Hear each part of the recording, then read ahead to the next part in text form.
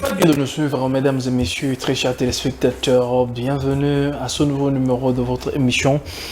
Aujourd'hui, nous allons devoir essayer un peu de nous étendre sur une question qui est profondément biblique. Et nous allons faire une analyse assez profonde sur l'Église. Comment se porte l'Église du Christ aujourd'hui, et surtout en ce temps de la fin. Nous faisons un point de manière particulière sur le christianisme ainsi que la religion, le christianisme face à la religion. Nous voyons aujourd'hui comment les chrétiens se comportent, nous voyons la religion, en fait il y a plusieurs tendances aujourd'hui. Alors, nous allons essayer de le confronter face à la parole de Dieu pour comprendre si nous sommes dans le vrai ou encore ce sont les hommes qui essayent de dévier les enfants de Dieu de la droiture encore, de la voie. Pour ce faire, je reçois pour vous un habitué de cette émission. Il est toujours avec nous.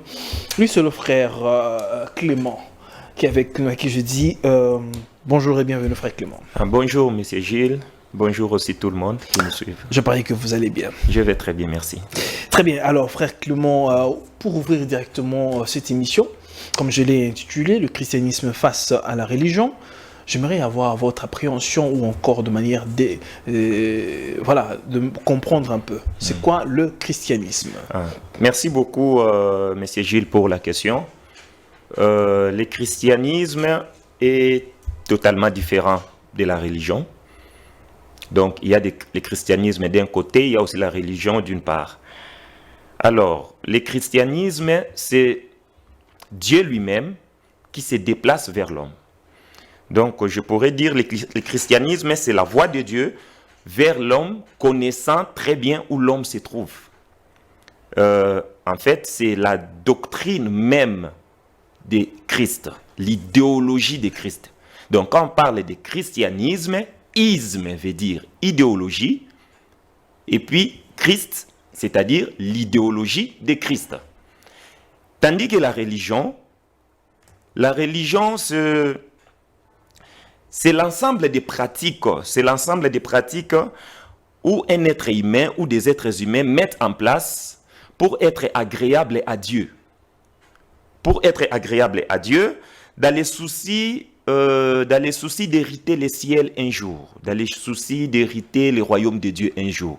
Donc, ils mettent quelques préalables, ils mettent de pratiques en place pour être agréable à Dieu dans les soucis de le voir un jour. Donc, voilà un peu la différence entre le christianisme et la religion. Donc, le christianisme, c'est Dieu lui-même qui vient vers l'homme, tandis que la religion, c'est l'homme qui va vers Dieu. Alors, pour essayer de comprendre un peu le christianisme, donc vous avez dit que le christianisme, c'est Dieu qui va vers l'homme. Oui. Alors, qui a apporté le christianisme? Est-ce que c'est le Seigneur Jésus-Christ lui-même ou encore ce sont les apôtres? Le christianisme est apporté par Christ lui-même, le Seigneur Jésus-Christ. C'est lui qui est le responsable du christianisme. C'est lui qui est le responsable du christianisme. Oui. Que dire? Pouvons-nous nous dire que Jésus était chrétien? Oui, ça fait partie aussi de questions que les gens se posent beaucoup là-dessus. Et il y a des gens même qui disent que Jésus n'était pas chrétien, qu'on sort. Nous attendons tout ça. Et c'est une occasion pour moi de leur dire qu'ils se trompent. Jésus était bel et bien chrétien. Jésus était bel et bien chrétien, pourquoi je l'ai dit? Si nous disons aujourd'hui, par exemple, je prends un cas. Quand nous parlons de kabylisme, ou bien le kabylisme, ou le tshisekédisme, c'est-à-dire c'est une idéologie de quelqu'un qui a été à la tête de ce que nous appelons tshisekédisme, c'est-à-dire on voit Étienne Tshisekedi. C'est une parenthèse. Quand on parle de kabylisme, on voit Kabila. C'est lui qui est à la tête. Maintenant, quand on dit est-ce que Kabila était dans le kabylisme, mais j'ai dit oui. J'ai dit oui directement. Parce que le premier combattant d'un parti politique, c'est qui? C'est le président du parti lui-même. C'est lui le premier combattant de son parti. Avant que nous parlons des autres. Donc, le premier combattant des partis de Jésus-Christ, c'est Christ lui-même. Alors, les parties de Jésus-Christ, ça s'appelle le christianisme. Ah, non, vous voulez dire que même dans la chrétienté, il y a des partis? Non, j'ai Le dit... christianisme serait comparable à un parti? Non, non, pas comparable à un parti. Ça, c'est une figure de style. une figure de style que j'ai pris, un exemple que j'ai pris pour essayer un peu de montrer ces tableaux-là du christianisme. Donc, c'est-à-dire, Jésus lui-même, je ne peux pas dire moi je suis chrétien et pourtant lui n'est pas chrétien. Comment ça? C'est-à-dire dire que le Seigneur Jésus-Christ lui-même est chrétien. Oui. Est-ce que celui-là qui, comme vous avez donné l'exemple d'un parti politique, le kabylisme ou encore le tshisekédisme n'a jamais été créé, soit par Etienne Tshisekedi ou encore par Kabila. Ce sont des personnes qui viennent créer ces mouvements-là. Ce sont des personnes qui viennent créer ces mouvements-là. Qui sont ces personnes-là qui ont créé ces mouvements? Prenons, si on doit parler du christianisme, encore des chrétiens, parce que, voilà, qui viennent tout simplement de Christ d'une certaine façon. Quand est-ce que ce mouvement-là est entré? C'est pendant la période, pendant la période du Seigneur Jésus-Christ ou encore après le départ du Seigneur Jésus? Quand est-ce que ces mouvements... Le mouvement christianisme. Le mouvement christianisme. Oui. En fait, le mouvement christianisme, ce n'est pas un mouvement. Ce n'est pas un mouvement. Le christianisme, c'est, comme je viens de le dire, c'est une idéologie plantée par quelqu'un. Oui, c'est-à-dire cette idéologie-là est entrée en scène, a pris forme quand? Pendant le règne, pendant les 3 ans et demi du Seigneur Jésus-Christ ou encore après son départ? Non, non. Cette idéologie-là, cette doctrine-là a pris forme au début de Jésus-Christ quand il a commencé son ministère. Mais à ce temps-là, le nom n'était pas encore collé christianisme. Pourquoi? Oui, parce que jusque-là, l'esprit n'était pas encore venu, pour être bref. Parce que l'esprit devrait venir pour que ces gens-là entrent en scène. Comme lui-même, il était là, c'était lui seul d'abord qui portait la charge de tout. Mais étant parti maintenant, c'est alors que tout un panoplie de ses disciples qui entrent maintenant en scène pour exécuter l'idéologie, pour mettre en place maintenant l'idéologie, pour disperser ça maintenant dans le monde. C'est ce que je peux dire. Très clairement, question. Oui. Pourquoi est-ce que les apôtres, après le départ du Seigneur Jésus-Christ, les apôtres comme Pierre, comme Paul, Jean, ainsi de suite, Timothée, ne sont jamais fait appeler des chrétiens ou encore n'ont jamais parlé du christianisme d'une certaine façon? Ils ne sont jamais fait appeler chrétiens. Les Timothée, les Paul, vous êtes sûr? Éclairez-nous. Est-ce que l'apôtre Pierre était-il chrétien? Si l'apôtre Pierre était-il chrétien? Parce que quand vous parlez des chrétiens, nous devons savoir que les chrétiens, c'est une appellation. C'est une appellation qu'on a eu à donner aux gens. Et on les a donné cette appellation par rapport à quelque chose.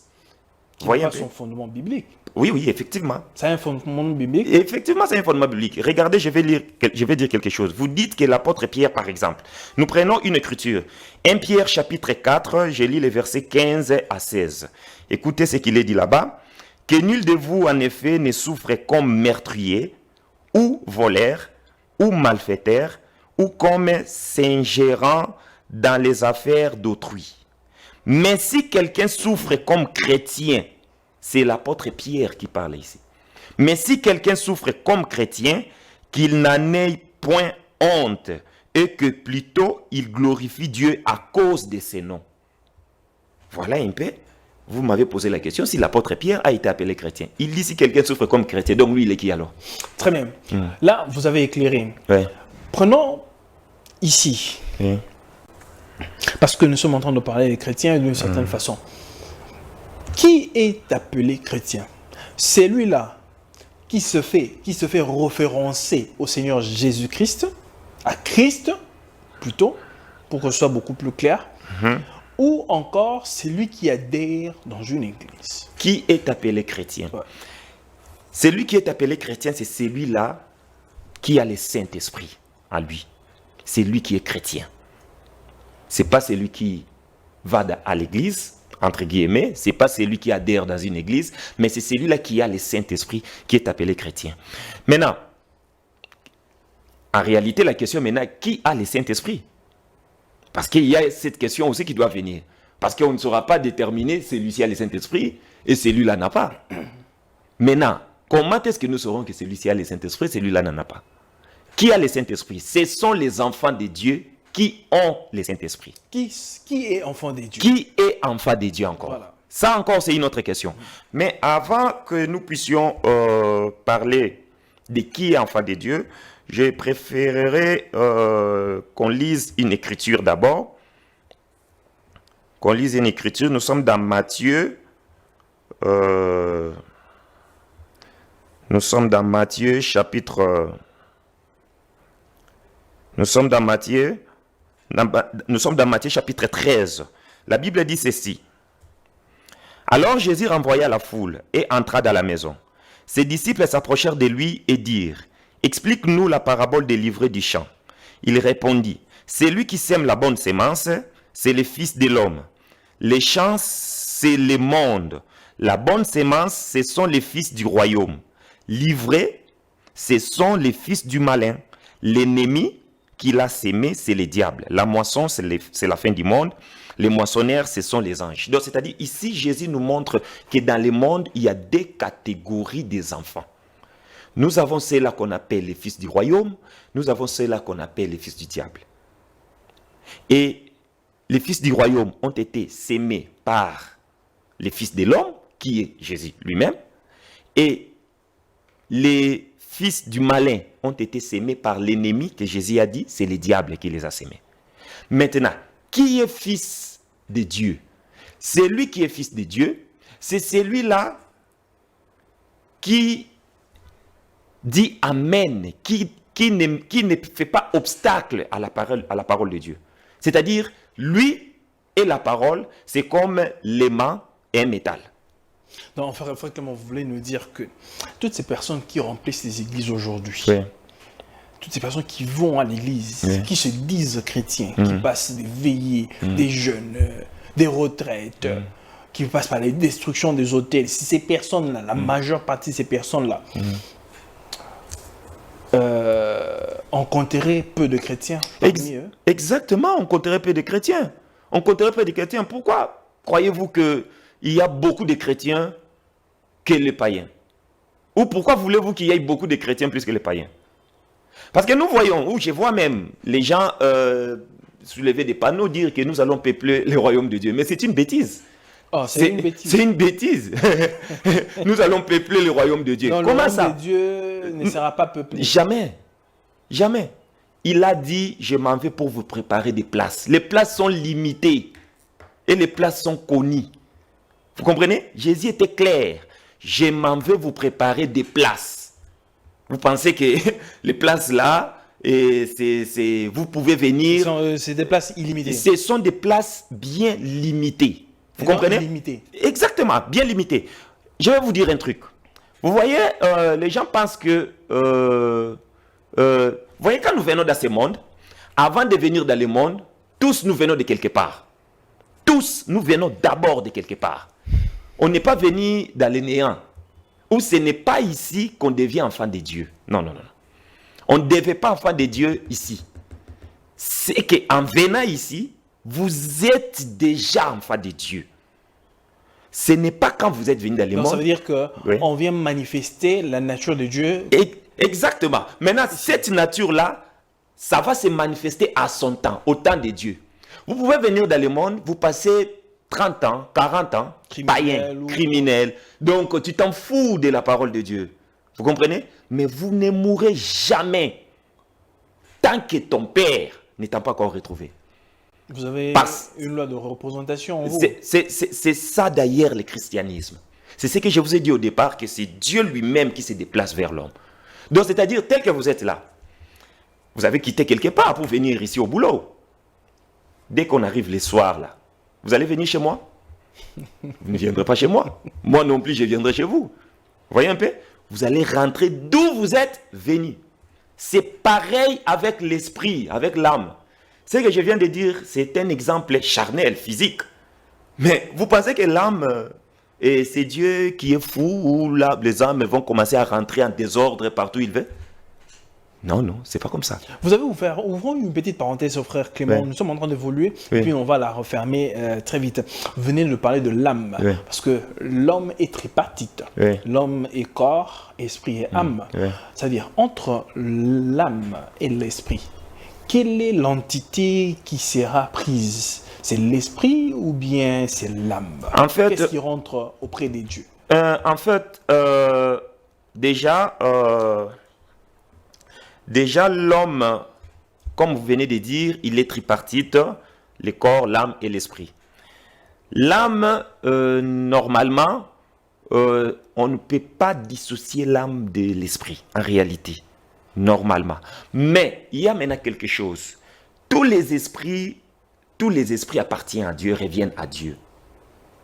Mais l'âme, les âmes, il y a des âmes qui seront condamnées, qui iront en enfer, et il y a des âmes qui seront sauvées. Ainsi, il est écrit, l'âme qui pêche, c'est celle qui mourra. Donc, c'est-à-dire, il y a des âmes qui vont pécher et qui doivent mourir. Et il y a des âmes qui ne pêchent jamais. Donc, l'âme, elle pêche, le corps aussi pêche. Donc, il y a... L'âme pêche au travers le corps. Non, non, non, non. Est-ce que Non. le corps n'est pas la porte, en fait, de l'esprit? Non, non. Le corps être la porte de l'esprit, je ne sais pas qu'est-ce que vous voulez dire par là. Parce que s'il faudrait que l'âme soit souillée, parce que Jésus-Christ avait dit, ce n'est pas ce qui entre dans le corps, dans dans la corps bouche. qui suit l'homme, c'est plutôt ce qui sort. Exact. Alors, ce qui sort là provient de quoi? N'est-ce pas de ce contact physique ici? Ok. C'est-à-dire le physique, le corps ne serait peut-être pas un périphérique d'entrée, comme on apprend en informatique. Vous avez très bien dit, ce n'est pas ce qui entre qui suit l'homme. Mais c'est Là, ce le qui... Seigneur Jésus-Christ parlait en termes, vous avez dit, par rapport, Ouais. par rapport à la nourriture. Par rapport à la nourriture. Pour eux, les pharisiens croyaient que quand on mange sans se C'est laver les mains, ouais, on sera sera souillé. Voilà. Maintenant, Jésus de montrer que ce n'est pas ce qui entre qui suit l'homme, mais c'est ce qui sort qui suit l'homme. Vous voyez un peu? Qu'est-ce qui sort alors? Qu'est-ce qui sort?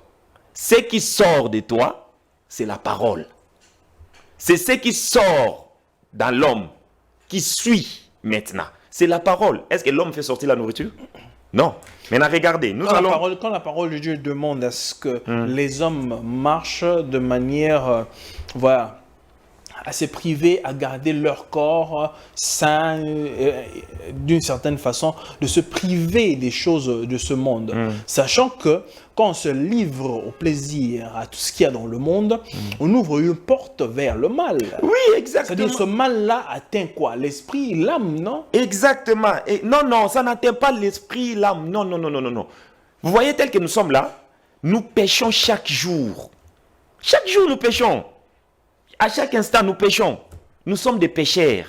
L'homme est pécheur. Regardez, nous prenons Ecclésiaste chapitre 7. Nous lisons un peu. Ecclésiaste 7, 20. Écoutez ce qui est dit là. Ecclésiaste 7, 20. La Bible dit ceci. C'est Dieu qui parle ici. Non, il n'y a sur la terre point d'homme juste qui fasse les biens et qui ne pêche jamais. On dit jamais. Quand on dit jamais, cela veut dire quoi? Il n'y a sur la terre point d'homme juste qui fasse les biens et qui ne pêche jamais. Ça n'existe pas, celui-là. Alors, comment est-ce qu'un homme, Dieu peut dire ça et quelqu'un peut dire que Dieu, l'homme, ne peut jamais pécher? C'est impossible. Regardez encore cette écriture. Si nous prenons Romains chapitre 3, regardez ce qui est dit là. Romains chapitre 3, Romains 3, écoutez l'apôtre Paul. Quoi donc? Sommes-nous plus excellents? Nullement. Car nous avons déjà prouvé que tous, juifs et grecs, on peut ajouter congolais, anglais, etc., etc., sont sous l'empire du péché. Nous sommes, nous tous, sous l'empire du péché. selon qu'il est écrit, il n'y a point de juste, pas même un seul. Nul n'est intelligent, nul ne cherche Dieu, tous sont égarés, tous sont pervertis, il n'en est aucun qui fasse les biens, pas même un seul. Quand Paul parlait comme ça, il était païen ou il était chrétien? Il est chrétien. Et il a le Saint-Esprit. Quand il parlait là. Et quand il parlait, est-ce qu'il s'est mis à côté? Il s'est dit, lui aussi, il est dedans. Maintenant, quand vous dites que l'âme, ce que nous faisons là, ça enfreint dans notre âme, c'est parce que vous n'arrivez pas à comprendre. Regardez ce qui pose problème à l'âme. Nous sommes dans 1 Jean chapitre 3. Nous sommes avant d'aller dans 1 Jean, nous prenons d'abord Marc. Regardez ce qui est dit ici. Marc chapitre 3 plutôt. Marc chapitre 3. Écoutez ce que Jésus dit. Je vous le dis en vérité, tous les péchés seront pardonnés aux fils des hommes et les blasphèmes qu'ils auront proférés. Quand on dit tous les péchés seront pardonnés aux fils des hommes, cela veut dire quoi? Tous les péchés que nous faisons chaque jour là, Jésus dit, ça sera pardonné.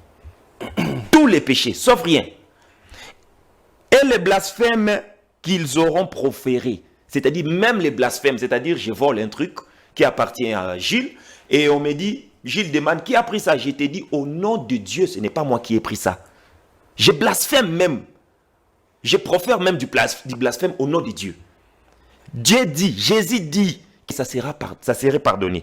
Tous les péchés seront pardonnés aux fils des hommes et les blasphèmes qu'ils auront proférés seront pardonnés. Mais quiconque blasphémera contre le Saint-Esprit n'obtiendra jamais de pardon.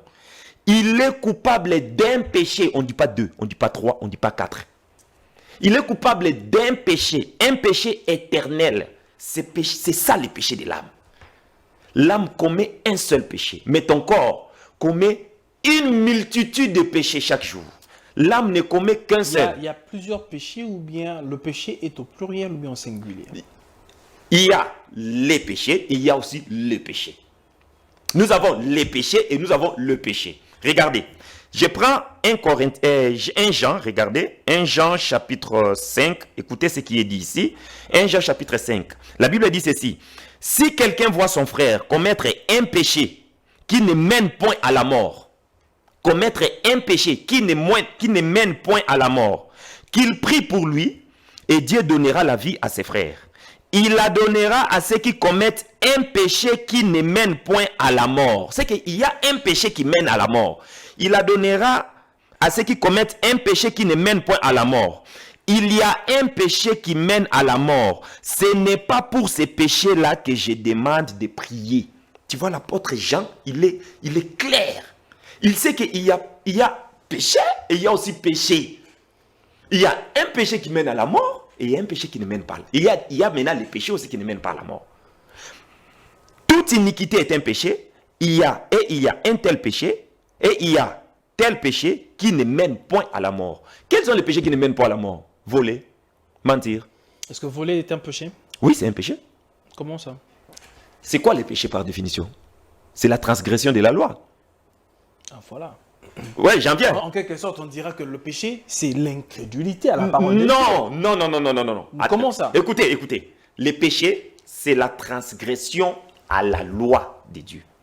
Ok? C'est ça les péchés d'abord. Le péché. Attendez, la transgression à la loi. Oui. C'est-à-dire que cette loi-là, pour qu'on ne transgresse pas, il faut croire en cette loi-là, non? Écoutez. Vous êtes d'accord avec moi? Écoutez, ouais, j'en viens. Oui, c'est ça, non? J'en viens. Pour ne pas transgresser cette loi, il faut croire en cette loi. J'en viens. Effectivement, ce que vous dites, je ne refuse pas. Donc ça veut dire qu'en réalité, le péché, c'est l'incrédulité. Le fait de ne pas croire en cette loi-là. C'est ça, non? Maintenant, écoutez, quand on dit les péchés, c'est la transgression à la loi, c'est-à-dire, c'est observer la loi. Vous comprenez? C'est ça les péchés. C'est-à-dire, tu observes la loi. La loi dit tu ne voleras point. Quand tu voles, tu transgresses la loi. La loi dit tu ne tueras point. Quand tu tues, tu transgresses la loi. Or, aucun homme sur terre peut observer la loi de A à Z. Vous comprenez ce que la Bible dit? Or, selon les Écritures, aucun homme sur terre peut transgresser les lois, peut observer la loi de A à Z. Il te suffit de transgresser une seule loi, vous êtes coupable de toute la loi. C'est ce que la Bible dit. Donc, dès que vous transgressez une loi, vous êtes coupable de tous, de toute la loi. Mais c'est impossible maintenant pour toi d'observer toute la loi. C'est la raison pour laquelle Christ est venu. Sinon, si la loi déjà devrait sauver quelqu'un, il devait venir pourquoi? Si cette loi, elle devait déjà te sauver. Alors, éclairez-nous. Voilà. C'est pourquoi maintenant, je voulais maintenant t'éclairer. C'est-à-dire, les péchés, il y a les péchés du corps et il y a les péchés de l'âme. Christ est venu pour le problème du péché de l'âme et non pour le problème du péché du corps. Quand l'homme arrive à pécher? Quand est-ce que l'homme arrive à pécher? À pécher par rapport à quoi? Par rapport à l'âme ou par rapport au corps? Si vous me dites, parce que moi, je suis pécheur, toi, tu es pécheur, tous sont pécheurs sur terre. Donc, par ricochet, si Dieu se base sur ça, personne ne sera sauvé. Dieu traite avec le corps de l'homme ou bien Dieu traite avec l'âme? Dieu traite avec l'âme. Il traite avec l'esprit de l'homme. Car il est écrit, c'est l'esprit qui vivifie. Très bien. Mais la chair ne sert de rien. Certaines personnes estiment ou bien disent que l'esprit est la porte de l'âme. Vous êtes d'accord? Pardon? L'esprit est la porte de l'âme. Ah bon, c'est écrit nulle part et puis je ne peux pas s'aligner dans ça, d'emblée comme ça. Ils ont raisonné pour dire ça, ils n'ont pas donné une écriture. Ah, ils n'ont pas donné une écriture? Oui, ils n'ont pas donné une écriture qui dit ça. On dit que le corps a 5 sens, l'esprit aussi a 5 sens. Ah, vous dites on dit, vous n'êtes pas la Bible dit. Parce que ici nous sommes à la lumière de la parole. Évidemment, vous avez prouvé que le corps a 5 sens. Vous êtes d'accord avec moi? Oui, scientifiquement parlant. Scientifiquement parlant. Et l'esprit aussi a 5 sens. Ça, c'est selon quoi maintenant? Science ou selon la Bible? Parce que nous avons les émotions. Les émotions, c'est à quel niveau? C'est au niveau du corps ou bien au niveau de l'esprit? Les émotions. Les émotions, c'est au niveau de l'âme. De l'âme? Ouais. C'est ton âme à toi qui... La foi, frère Clément, la foi, c'est à quel niveau? Au niveau de... quoi ça? La foi, c'est au niveau de l'âme ou bien de l'esprit? La foi, c'est au niveau de l'âme. En fait, c'est quoi? Comment est-ce que l'âme peut avoir en elle-même les sentiments, les émotions et tout ce que nous voulons là? Et qu'en est-il de l'esprit alors? Non. Vous voyez l'esprit? Attendez, regardez. L'homme a besoin de l'esprit pour être un être humain vivable. C'est-à-dire, quand Dieu a créé l'homme, la Bible dit, Dieu souffla dans ses narines et l'homme devient un être vivant. Ce souffle-là, c'est l'esprit de Dieu que Dieu avait soufflé. Ainsi, lorsque l'homme meurt, tout homme qui meurt, dès que vous mourrez, l'esprit revient, rentre chez Dieu. L'esprit rentre directement chez Dieu. Mais l'âme, c'est le berceau des émotions de l'homme. C'est-à-dire, c'est dans l'âme que l'homme prend des décisions, pas dans l'esprit. C'est dans l'âme que l'homme tire ses décisions. La décision d'accepter ou de ne pas accepter. La décision de croire ou de ne pas croire. C'est dans l'âme. Ça ne se trouve pas dans l'esprit. Très bien. Alors, quand nous étions en train de parler, c'était une parenthèse. Parce que si on reste là, c'est-à-dire l'émission peut aller comme ça, on parle de l'âme et de l'esprit. C'était juste une petite parenthèse. Maintenant, vous avez parlé aussi de la religion. On parlait du christianisme, vous avez parlé de la religion. Vous avez dit la religion, par votre définition, en une phrase, vous avez dit la religion, c'est quoi? La religion, c'est les efforts que l'homme fait pour être agréable à Dieu, dans les soucis d'hériter le ciel un jour. Très bien. Alors, que dire aujourd'hui alors parce que nous sommes en train de parler du christianisme, nous sommes en train de parler de la religion. On dira aussi que la doctrine fait partie de la religion. La doctrine? Oui, la doctrine. En fait, quand vous parlez de la doctrine, chaque doctrine a son initiateur. Donc, ça veut dire que quelque chose, la doctrine fait partie de la religion. Non, vous parlez de quelle doctrine? Parce que je parle de la doctrine en général. Non, il n'y a pas de doctrine en général. Il y a doctrine de Christ et il y a autre doctrine. Donc, c'est-à-dire, toi, tu peux faire ta doctrine. Je parle de pas des doctrines, mais de la doctrine. Ouais, moi, je connais qu'une seule doctrine, selon les Écritures. C'est la doctrine de Christ. C'est la doctrine de Christ. Ouais. C'est la doctrine de Christ uniquement. Je peux même donner une écriture par rapport à ça. Et c'est quoi la doctrine déjà, frère? La doctrine, c'est un enseignement. C'est ça la doctrine. Donc la doctrine, c'est un enseignement. C'est-à-dire les enseignements que vous recevez pour mettre ça en pratique toute votre vie sur terre. Okay. Jusqu'à ce que vous mourrez. Donc, c'est-à-dire, ce que vous acceptez là, vous vivez par rapport à ça, vous croyez à ça pour espérer toujours à être sauvé. Donc, c'est-à-dire, c'est ça ce qu'on appelle doctrine. Une vérité comprise des Écritures qui est apportée dans l'Église d'une certaine façon. Oui, hein, je peux prendre, on peut prendre ça d'abord comme ça, comme vous voulez. Très bien, merci. Alors, comme la doctrine est apportée à l'Église, pouvant aider les gens à être sauvés, donc ça veut dire que c'est une vérité, une part de vérité, ou encore la vérité qui est prêchée. Les apôtres, chaque apôtre avait une doctrine particulière à lui, oui ou non, frère Clément? Non, non, tous les apôtres ont une seule doctrine. Ok, une seule doctrine qui est Christ. Oui. Alors, mais la manière d'apporter cette parole-là était la même ou bien elle s'est différenciée?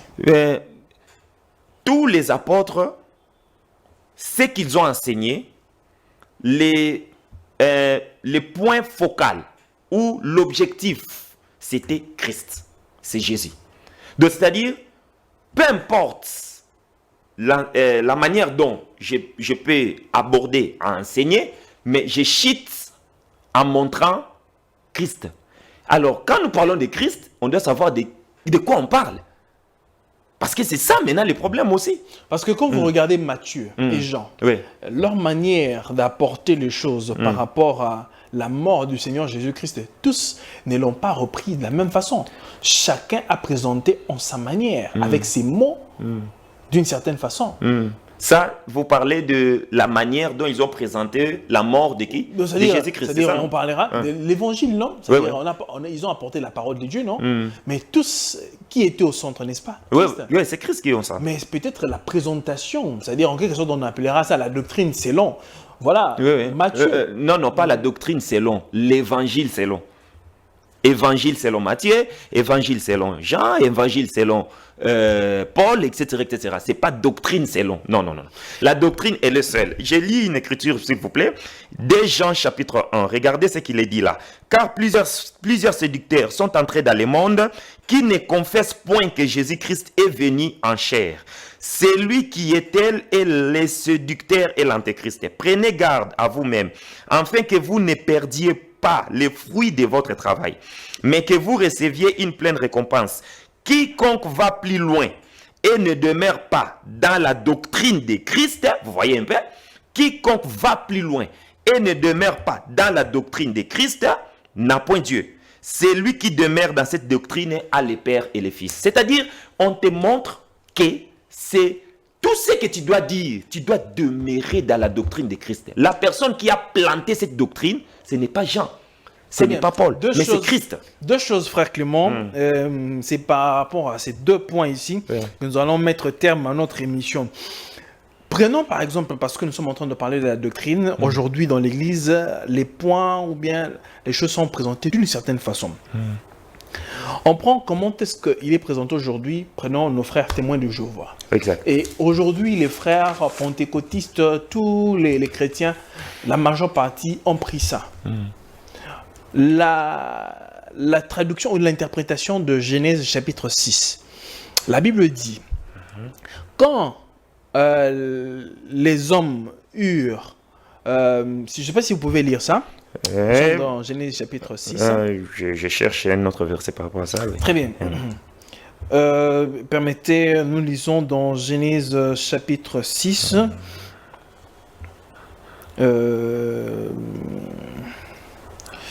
Genèse 6. Très bien. Lorsque les hommes eurent commencé à se multiplier sur la face de la terre et que des filles leur furent données, les fils de Dieu virent que les filles des hommes étaient belles, et ils en prirent pour femmes parmi toutes celles qui choisirent.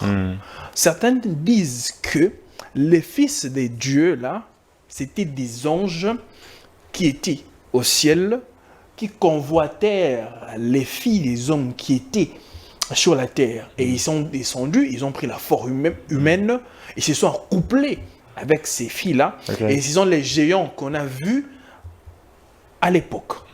Quelle est votre lecture de fait? Parce que c'est aussi une doctrine, une vérité de la Bible présentée sous une certaine forme. Quelle est votre lecture de fait, frère Clément? Non, c'est pas une doctrine de la Bible, c'est une fausseté. C'est un mensonge pur monté par la religion. C'est ça d'ailleurs la religion. La religion, elle prend la Bible et interprète la Bible à son gré. Mais le christianisme interprète la Bible par rapport à la révélation. C'est ça la différence entre le christianisme et la religion. Donc, le christianisme est basé sur la révélation, mais la religion, elle n'est pas basée sur la révélation. C'est ce qui leur manque. C'est la raison pour laquelle ils sont dans toutes ces faussetés-là. Regardez quelque chose. C'est Genèse chapitre 6. Ouais. C'est Genèse chapitre 6. Il est dit, Genèse chapitre 6, regardez. Regardez ce qui est dit là.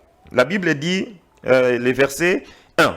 Lorsque les hommes eurent commencé à se multiplier sur la face de la terre, et que des filles leur furent nées, les fils de Dieu, écoutez bien, les fils de Dieu virent que les filles des hommes étaient belles, et ils en prirent pour femmes parmi toutes celles qu'ils choisirent. La religion dit que ce sont les anges. Nous, le christianisme, les chrétiens, parce que moi je ne suis pas un religieux, nous disons que ce ne sont pas les anges. Pourquoi ce ne sont pas les anges? Regardez. C'est une question biblique, je dois répondre bibliquement. Matthieu chapitre 22. Regardez quelque chose qui est ici. On lit Matthieu chapitre 22, on commence à partir du verset 25. Or, il y avait parmi, je commence à partir du verset 23, les mêmes jours, les Sadducéens qui disent qu'il n'y a point de résurrection. Non, je viens au verset 4. Maître, voilà. Maître, Moïse a dit, on pose la question à Jésus. C'est à Jésus qu'on pose la question. Maître, Moïse a dit, si quelqu'un meurt sans enfant, son frère épousera sa veuve et suscitera une postérité à son frère. Or, il y avait parmi nous 7 frères. Le premier se maria et mourut. Et comme il n'en avait pas d'enfant, il laissa sa femme à son frère. Il en fit de même du second, puis du troisième jusqu'au 7e. Après eux tous, la femme mourut aussi. À la résurrection, écoutez, à la résurrection, duquel des 7 sera-t-elle donc la femme? Donc, il y a un homme qui avait épousé une femme, et cet homme-là est mort sans laisser les enfants. Or, dans la loi, il faudra prendre cette femme-là par les frères de l'homme. Et 7 hommes ont pris cette femme-là. Maintenant, on pose la question à Jésus. À la résurrection, lequel de ces 7 hommes-là sera mari de cette femme? Car tous l'ont eu. Jésus leur répondit, vous êtes dans l'erreur. C'est comme ces gens-là, ils sont dans l'erreur. Vous êtes dans l'erreur. Parce que vous ne comprenez ni les Écritures, ni la puissance de Dieu. Car à la résurrection, les hommes ne prendront point de femmes, ni les femmes des maris, mais ils seront comme les anges de Dieu dans les ciels. Jésus dit, ils seront comme les anges de Dieu dans les ciels. Ils ne prendront point de femmes, les hommes, point de femmes, les femmes, point de maris. Pourquoi? Parce qu'ils seront comme des anges de Dieu. Maintenant, quand vous dites, ou quand quelqu'un dit que les hommes là, qui ont pris, les fils de Dieu là, qui ont pris ces femmes-là, c'était des anges. Mais ils disent que Jésus a menti. Donc, ils font de Jésus un menteur. Ils font de Jésus un menteur. Vous voyez? Il manque la révélation à tous ces gens-là. Mais c'est-à-dire que certaines personnes donnent l'exemple de Genèse 18, quand Elohim est descendu chez Abraham avec 2 anges. Et ces 2 anges-là ont mangé. C'était des personnes qui étaient voilà, faits de chair et d'os. Et quand quand il donne cet exemple-là, qui les a dit que ces hommes-là qui étaient descendus, ils pouvaient prendre des femmes? Parce que c'est ça aussi le problème. Donc, c'est-à-dire, même Elohim lui-même, parce qu'Elohim lui-même était là aussi, avec le corps d'un homme. C'est que même lui aussi pouvait prendre une femme. C'est ça le menace, c'est qu'ils veulent dire. Ça prouve simplement qu'ils n'ont aucune révélation. Personne ne les a dit que ces hommes-là peuvent prendre des femmes. Parce que si vous dites que ces hommes-là peuvent prendre des femmes, c'est que Elohim aussi qui était parmi eux, lui aussi peut prendre des femmes parce qu'il était là. Un ange ne peut pas prendre un corps humain. Pardon? Un ange oui. ne peut pas prendre un corps humain. Non, il peut prendre un corps humain. Je ne dis pas qu'il ne peut pas prendre un corps humain. J'ai dit qu'il peut prendre un corps humain. Mais seulement les anges ne peuvent pas prendre de femmes, ni des femmes ne peuvent pas prendre des maris, parce que quand nous mourrons là, à la résurrection, nous serons comme eux. Mais le verset que vous venez de lire, là, vous ne trouvez pas que le Seigneur est en train de faire mention, c'est-à-dire après, quand nous serons dans l'au-delà, de l'autre côté. Il est en train de faire mention de quoi? Le Seigneur est en train de faire mention, parce que je crois, dans Matthieu 22, oui, que tu viens de lire, le Seigneur est en train de parler de ce qui adviendra après, non? Ce qui arrivera après. Mais exactement. La résurrection. Est-ce que les anges viendront après? Ça veut dire qu'on aura des corps comme des anges. C'est que les anges ne viendront pas après. Le Seigneur est clair. Les anges ne viendront pas après. Les anges sont là. Ils seront là. C'est moi et toi après.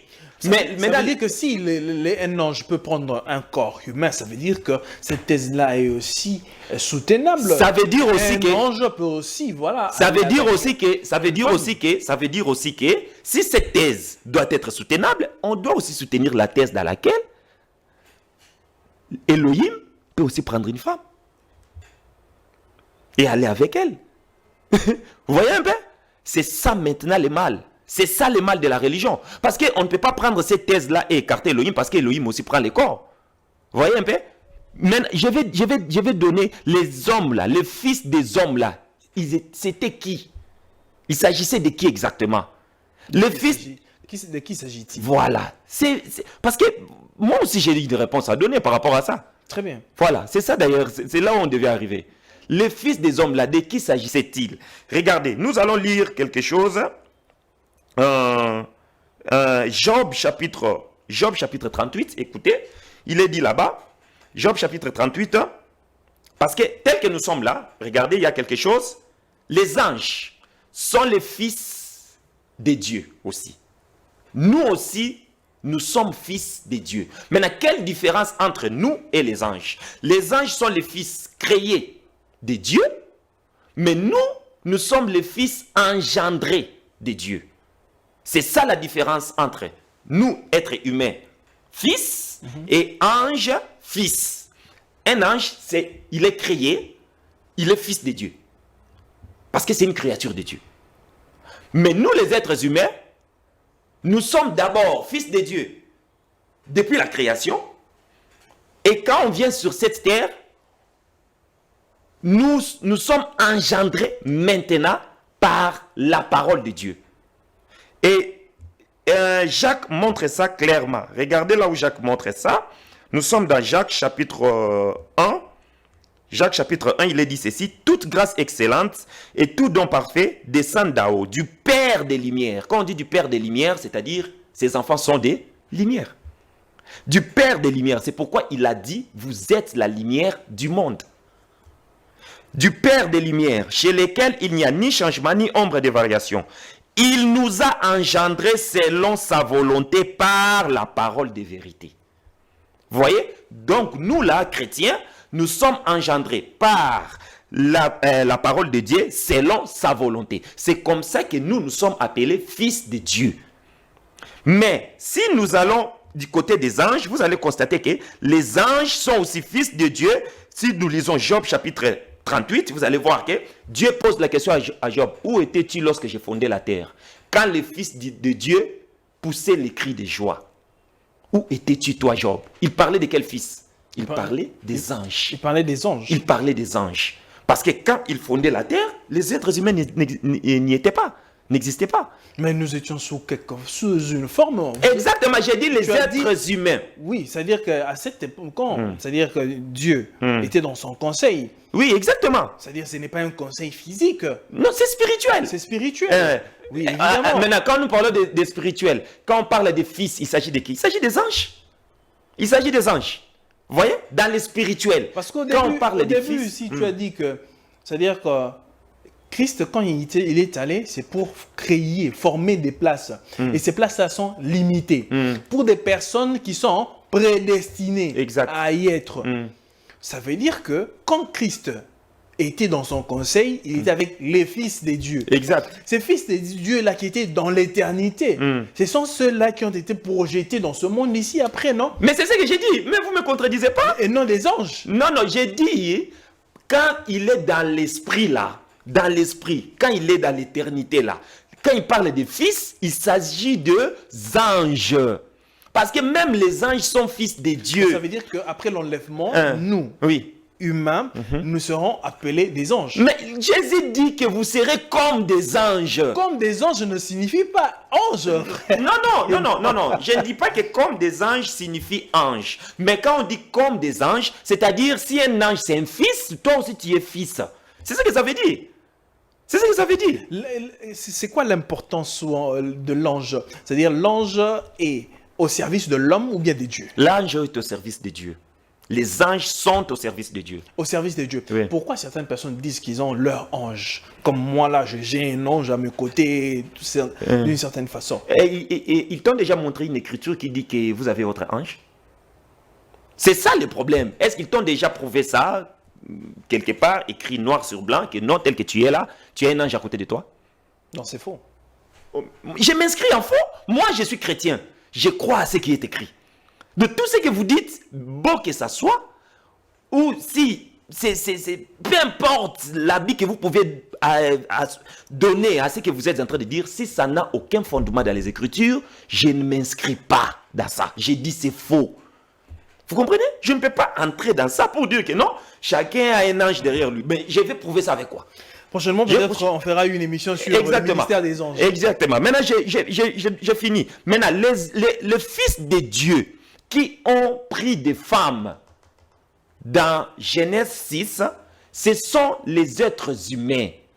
Ce sont les êtres humains. Nés de papa et de maman. Nés de papa et de maman.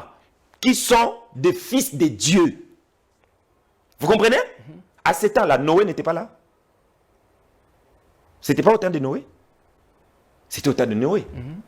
Et Noé, il est fils du diable ou fils de Dieu? Ce sont cette progéniture, c'est-à-dire les fils de Dieu du temps de Noé, quand ils ont vu les filles des hommes. Pourquoi la Bible fait cette différence? Fils de Dieu, filles des hommes.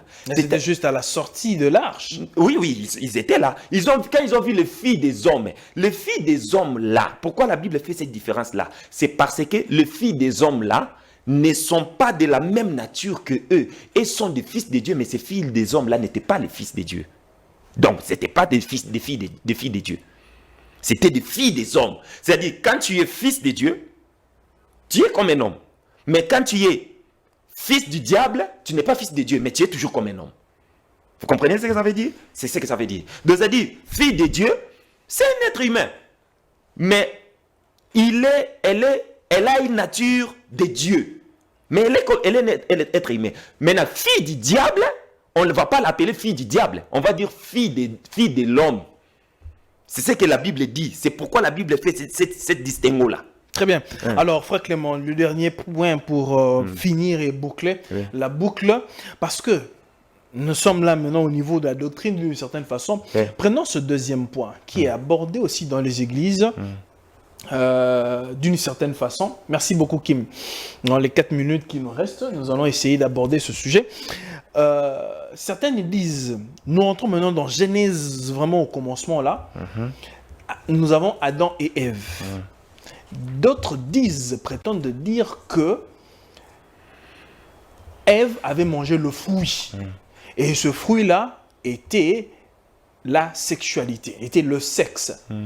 Mais certains disent que ce n'était que des puissances. C'est une doctrine aussi qui est perçue aujourd'hui dans les églises d'une certaine façon. Alors, quelle est la vérité par rapport à la parole de Dieu? Quand ces gens-là, quand ils disent que, d'autres disent que Ève avait fait quoi? Elle avait mangé le fruit. Ève avait mangé le fruit, oui, et puis ils ont dit c'était quoi? Mais d'autres disent que c'était la sexualité. D'autres disent c'était la sexualité, d'autres disent... Que c'était juste le fruit, et puis voilà, ils ont mangé un fruit. Maintenant, le problème est que, pourquoi ils ne nous montrent pas ces fruits-là? Ils ont été désobéissants. Pourquoi ils ne nous montrent pas ces fruits-là aujourd'hui? Est-ce que les fruits que Dieu avait plantés dans les jardins d'Éden, est-ce que les fruits que Dieu avait fait pousser du sol, ces fruits-là continuent toujours de pousser jusqu'aujourd'hui, oui ou non? C'est une question. Les fruits qui ont poussé du sol depuis les jardins d'Éden jusqu'à aujourd'hui, ça pousse. Les manguiers, c'est toujours manguier. Ça continue de pousser. Les papayers, ça continue de pousser, etc., etc. Maintenant, quel est ce fruit-là quand on mange et on se rend compte qu'on est nu? Quel est ce fruit-là? Jusqu'alors, il ne nous donne jamais ces fruits. Il ne nous donne jamais ses fruits. Et les gens, tout le monde commence à citer son fruit. Hein. Il y a ceux qui disent que c'est la pomme. Il y a ceux qui disent que c'était je ne sais pas, les papayers, les mangoustins. Donc, tu vois maintenant là où il y a maintenant la religion amène les gens. Et beaucoup s'alignent là. Beaucoup vont entrer par là. Pourquoi? C'est clair, Jésus même l'avait dit. Entrez par la porte étroite, large et boulevard. Et la porte qui mène dans la perdition. Beaucoup vont prendre cette route-là. Mais la porte étroite, elle est petite. C'est ça qui amène au ciel. Le fruit qu'Ève a mangé, c'était la parole. La parole est considérée aussi comme fruit dans les Écritures. Dans les Écritures, quand la Bible dit « Vous connaîtrez les faux prophètes par leurs fruits », cela ne veut pas dire qu'on va les voir avec un bassin de fruits sur la tête et on dit que c'est un faux prophète. Non. Mais Jésus a dit, vous les connaîtrez par leurs fruits. Il parlait de quoi? C'est là, Jésus voulait dire, vous les reconnaîtrez par leur enseignement. C'est ce que ça veut dire simplement. Par leurs paroles, par ce qu'ils vont confesser. Les fruits que Ève a mangé, c'est la parole. C'est-à-dire, Ève a écouté et elle a accepté, elle a cru. C'est ça le fruit que Ève a mangé. Quand on te prêche là et que tu écoutes, c'est ton âme qui mange. L'âme mange. C'est ton âme qui est en train de manger à ce moment-là. Maintenant, la nourriture que l'âme mange là, ça s'appelle la parole. L'âme ne mange pas la nourriture comme ça, comme nous mangeons avec les corps. En quelque sorte, c'est aussi vrai. Ça veut dire que quand elle va écouter les enseignements du serpent, elle a mangé. Oui, c'est ce que j'ai dit. Manger là, c'est écouter. Oui, c'est écouter. C'est-à-dire, elle a mangé, elle a écouté. Et puis, elle s'est détournée de la voix de Dieu. C'est pourquoi la gloire les a quittés. Ils ont remarqué, ils ont constaté qu'ils étaient nus, non? Maintenant, ils ont constaté être nus comment? Regardez, je te donne un exemple palpable avec ce que nous faisons nous là, nous les hommes. Je vois une fille, je l'aborde. Je parle avec elle, tout ça, je veux de toi, je t'aime, patati patata. Vous pensez qu'en faisant tout ça, l'objectif c'est quoi? À la fin. C'est ce que vous pensez? Hein? En faisant tout ce que nous faisons là, nous les hommes, l'objectif final c'est quoi? Quand bien même je peux venir dans ta famille, faire tout ce que je veux faire, l'objectif final, c'est ce que vous pensez là. Là, c'est maintenant ici après la chute. Mais c'est ce que j'ai dit. Maintenant, l'homme n'était pas encore tombé. Maintenant, regardez, je vous ai pris cet exemple juste pour vous faire ce qui s'est passé, c'est pour vous montrer ce qui s'est passé avec Ève. Pourquoi le diable n'était pas allé chez Adam? C'est logique. C'est logique, c'est parce que c'était Ève qui est une femme. Et le diable est venu vers elle. Et il lui dit, est-ce que tu connais l'utilité de ce que tu as? Il ne connaissait pas l'utilité du sexe. Il ne connaissait pas cette utilité. C'est pourquoi la Bible a dit, l'homme et la femme étaient tous des nus et ils n'en avaient point honte. Est-ce qu'aujourd'hui, toi, tu peux te mettre nu avec ta femme? Tu ne le verras pas. Pourquoi alors ils avaient eu honte? Après, c'est parce que cette utilité leur a été révélée. Par qui? Par une tierce personne. Par une troisième personne. Vous voyez? C'est pareil avec nous tous. Toi, tel que tu es là, tu as deux enfants. Un garçon et une fille. C'est pas à toi le père pour les apprendre l'utilité de leur sexe. Non. Mais ne vous en faites pas. Que tu le veuilles ou pas, quelqu'un d'autre de l'extérieur qui n'est pas de ta maison, c'est lui qui viendra pour les apprendre l'utilité de leur partie intime. C'est ça ce que le diable a fait avec Ève. C'est pourquoi nous disons, c'est pourquoi nous croyons que Ève avait couché avec qui? Avec le serpent. Et c'est Dieu lui-même qui est venu approuver ça. Quand Dieu est venu, il dit à l'homme, pourquoi tu fais ça? Il dit c'est la femme. Pourquoi? Il dit à la femme dit c'est le serpent. Dieu ne pose pas la question au serpent. C'est encore quelque chose qui est caché là. Vous comprenez? Une autre chose c'est quoi? Maintenant, Dieu commence à punir chacun. Pourquoi sa sentence? Regarde la sentence de la femme. Dieu dit, tu enfanteras avec douleur. Mais la grossesse est venue faire quoi? Dieu dit, tu enfanteras avec douleur. Qu'est-ce que la grossesse est venue faire là-dedans? C'est Dieu lui-même qui cible là où le problème est entré. S'ils ont mangé avec la bouche, comme les religieux pensent que non, ils ont mangé avec la bouche. Pourquoi Dieu ne punit pas la bouche, mais Dieu punit les entrailles? Dieu punit la grossesse. Pourquoi Dieu punit la femme dans ses entrailles? Pourquoi? Si c'était la bouche. Vous constatez que le problème, ce n'est pas absolument que tout le monde doit être d'accord. Non, c'est comme ça avec les Écritures. Tout le monde ne sera pas d'accord. Même Dieu lui-même, Jésus lui-même, quand il était sur terre, il y a ceux-là qui n'étaient pas d'accord avec lui, lui qui était Dieu, pas qui était, mais qui est Dieu. Il y a ceux-là qui n'étaient pas d'accord avec lui, et il y a ceux-là qui étaient d'accord avec lui. C'est pareil aussi avec cette histoire d'Adam, Ève et les serpents. Merci beaucoup, frère Clément. Merci de nous avoir éclairés. Nous sommes pris par le temps. Et je parie que le Seigneur nous fera grâce de continuer sur ce sujet beaucoup plus capital. Merci d'avoir répondu à notre invitation de ce jour. Mesdames et messieurs, c'est ici que nous mettons terme à cette émission. Merci à la grande équipe de Congo Buzz Télévision. Merci à Kim. Merci à Jenny Nkodia. Merci à tout le monde. On se retrouve très prochainement. Que la paix soit avec vous et que Dieu vous bénisse. Au revoir.